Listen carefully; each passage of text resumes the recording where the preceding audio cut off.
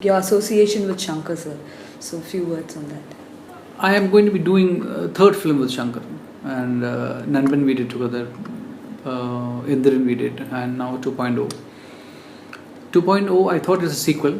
I don't think it's a sequel, and if anybody wants to call it a sequel, I would say no, because 2.0 is a completely different independent film. It has nothing to do with the sequel, but there are elements in that people who are familiar with that film, you can connect it. So Shankar has the ability to take a film and a subject and transforms it into a larger than life experience. I love him for that. So I even call him like India's James Cameron or Spielberg, or I keep joking. Why does a film like Remo need me? Pookutty? Even I asked that question. Why do you need me? It's a beautiful love story. It's a lovely boy next door and a girl next door. I feel in today's time in our films the middle class is non-existent. If you take any Hindi film, there's no common people in those films. As the narration went by, I realized, this is why I am there. And every time people come to me now because they have a sound element as a part of the narration. I feel very happy that people think about sound because of the awareness that my work has created. I feel very happy, and others, of course. But at the same time, I feel that every work that comes to me is, that I have to do a whole lot of things. I have to try and search for what are the possibilities of the medium, and I feel I have to spend sleepless nights. So I am the most troubled person in Remo. Everybody else is having fun. No, we got some reports saying that the particular technique that is going to be used in Remo is going to be much superior to what Kamal Hassan used in Avai Shanmugi. So can you comment on that? I don't know, because Kamal is a front runner in whatever he has done, and Kamal's Avai Shanmugi was a straight take of a Hollywood film. So as a filmmaker, I don't feel anything new in that. I don't know what is the technology that they have used, but here we want Shiva to speak as Shiva. I don't want him to speak or imitate a girl's voice. So Shiva is not imitating anybody's as a girl, but Shiva is speaking in a woman's body. He found the mannerisms of a girl, and but he is speaking. It is his performance. It is his nuances that he thinks as a woman's nuances, and it is my job to convert that into a girl's sound. So I am only fitting in, the girl's oral aspect of that, but everything else is Shiva. I think he's done a fantastic job, and especially when you're dubbing. The dubbing has a lot of limitations, because I wouldn't allow him to take that particular note or this particular note. He cannot go below a certain notations. He can shriek. He can go very femaleish. He has to be male all through. So he has to find the fineness of his performance within this limitation in sound.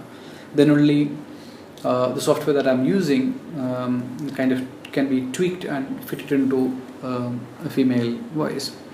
And I think this whole exercise that we have done is, to me, it is fitting very well to the story. And we are not taking the story away from this technique and technology that we are doing. It is well within that. Now it is up to the audience to accept it or reject it. So what is your immediate reaction to awards when it's announced? What is that immediate chain of thought that hits you? All the awards that I won are not pre-decided. I came to know those awards in that moment, and that moment is jubilation, happiness. Okay. Even today, when I look at the Oscars video, I don't remember getting up from the seat and going to the stage. That much of it I don't remember. So that, I think that is to do everyone's life. It's going to be like that. So in a very layman terms, what is sound effects, what's sound designing, and what's sound mixing? Okay, you understand what a cameraman does in a film? Very slightly, maybe because of the access we have to mobile. Basically, a cameraman gives a visual language to the film. You know, how you see things, what you want to see, and with a narrative graph, you know, he devises lighting element, and he tells a story visually. You know, so he gives a visual language to the film. Likewise, my work gives an auditory language to the film. You know, an oral texture to the film. How people are listening, what they're hearing, when they're hearing, how they're hearing, you know, so that the story is enhanced. You feel, if you're watching a suspense thriller, that you're suspended, you know. You're watching an emotional film, you feel moved, you know, sometimes you cry, sometimes you laugh at the same joke, you know. Or you are in a wonder space, like, for example, a film like Gravity or, you know, Avatar. So, we carry the audience in their emotional planes. That's what we do, our work do. We use various elements for this. You know, we use spoken dialogues, which are the performance of actors. We use ambient sounds.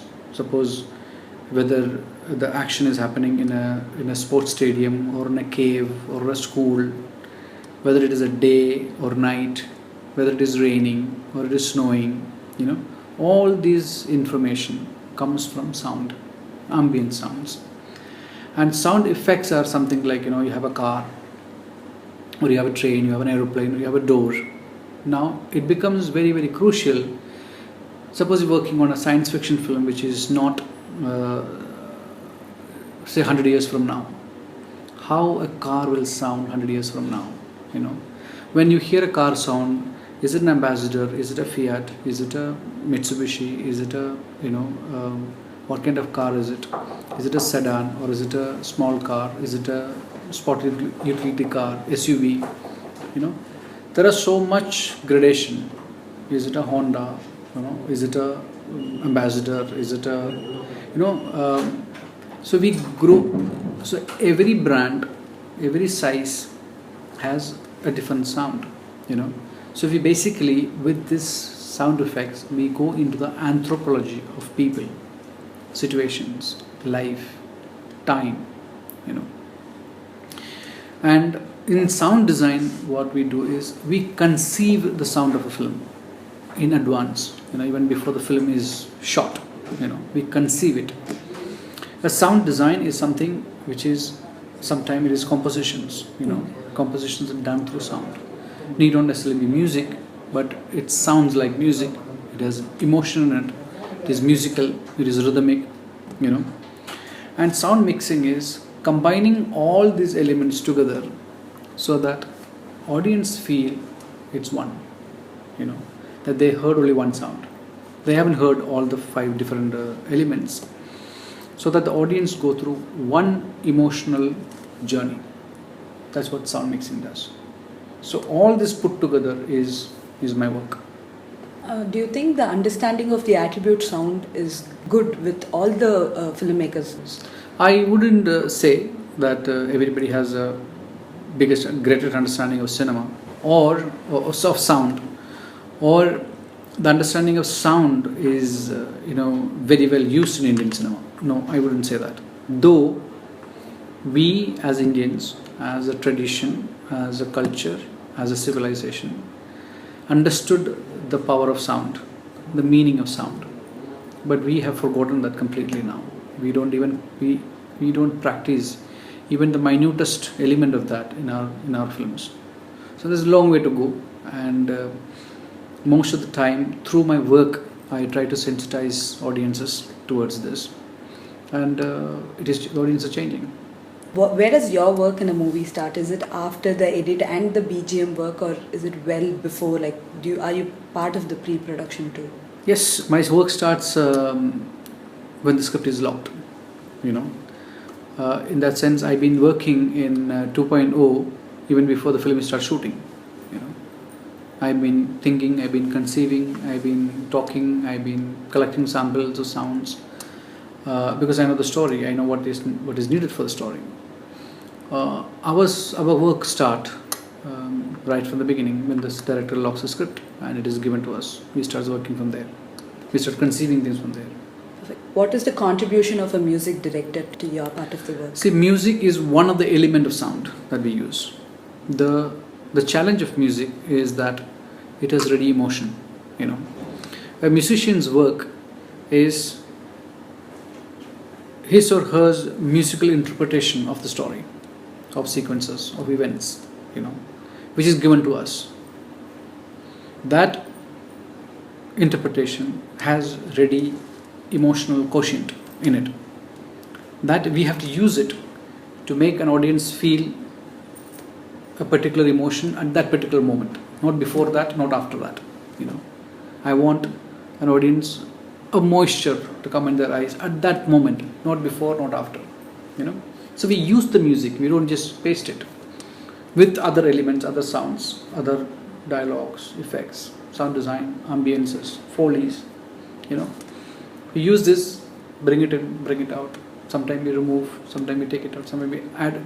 So it's a sound man's work is completely manipulations, or rather a manifestation of emotions through various aspects of sound. Music is one of them. So when the director is approving the content, the final content, he looks at the BGM and the done sound effects, or he looks at it as two different aspects of sound? If it is two different aspects, it is a complete failure, I would say. He or she would only look at if his story is evolving or not. Through sound? Yeah. Okay. Not sound. I'm saying you cannot watch. Nobody looks at the camera work is like that or the sound work is like that. If an audience is looking at that, then means it hasn't served its purpose. We have to hide ourselves within the story, within the realm in which the film is situated. Actors' performances, they are the faces of the film. They are the forefront. So we hide our work within all this, so that we are not on the forefront. We are not heard, but listened. The scope for sound in Tamil cinema? No, I wouldn't say not only in Tamil cinema, in the entire filmmaking community of all over the world. I would say it has tremendous possibilities because it is a subconscious art. It is you don't know what is happening. You are made to feel in a particular way in a particular moment. We are consciously doing it. Somebody has thought about it. Somebody has decided to do that, put that sound there. And very little understanding of it, which is okay, as long as the audience feel moved and they have emotionally connected, it's good, that our job is done. And this year I am doing 4 films basically based on sound. So I think that's a humongous success story that people are thinking of script based on sound. About the documentary India's Daughter, content-wise I know the connect you would have had with that particular documentary, so about that. I think a documentary like India's Daughter should be shown to every household in this country. And I thought, we would take that documentary and show it in Doordarshan, because there's a great need to be sensitizing our children, especially the boys. Every mother should watch it, and every mother should show to their sons and daughters, especially. Because as a society, collectively we have a problem, and that film will make me identify what is the problem. When you call someone a criminal, and there's a lot of things that make him a criminal. We need to understand what is in our society that makes him XYZ a criminal, and what happened to Nirbhaya should not happen to anybody in this country, nowhere else in the world. We were a tradition that respected women. Women for us is everything. We even call our country our motherland, Bharat Mata Ki Jai. We look at everything as Mata. And I cannot imagine that a country and a civilization like that is inflicting a violence to women. So in that respect, I thought India's Daughter, a documentary should have been shown to everyone, but the government decided to ban it. I don't know why, and they would have their own reasons, but That is my immediate reaction to that film. And you feel sad that, a work that your work has been recognized by the world, but my own people, my own countrymen have not seen it, or they are not allowed to see it. So as an artist, I feel sorry, I feel sad, I feel pricked, my conscience feel pricked, but that's how it is. So before we wrap, you're a very loud person, even in social media. When it comes to something, you always you have your own opinion. So right now, is there any particular good trend or a particular crisis that you want to address through our I think the major media? crisis that we as an industry has faced has been addressed by the Bombay High Court. Nothing much to say to that. And I have one question though to the government of India. And this has been a question by all of the filmmakers in this country. You collect 40% of entertainment tax from us. Every audience in this country is paying, when you pay 100 rupees for a ticket, 40 rupees is taken by the government of India.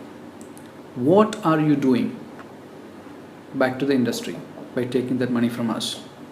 The biggest problem that we face is piracy. Are you willing to do anything against piracy, which is killing the business? So in a way, not doing anything against piracy, you are actually assisting piracy and you are killing your own revenue. So please do something about it, seriously. Thank you so much, sir. Thank you for your time. ஒரே ஒரு hero தான். அப்போ விஜய் வச்சு நான் பண்ணவே இல்லை. பார்க்கலாம். அது எப்போ சார் அது ஏதாவது பேச்சுவார்த்தை நடந்துட்டு இருக்கா இல்லை ஏதாவது டிஸ்கஷன்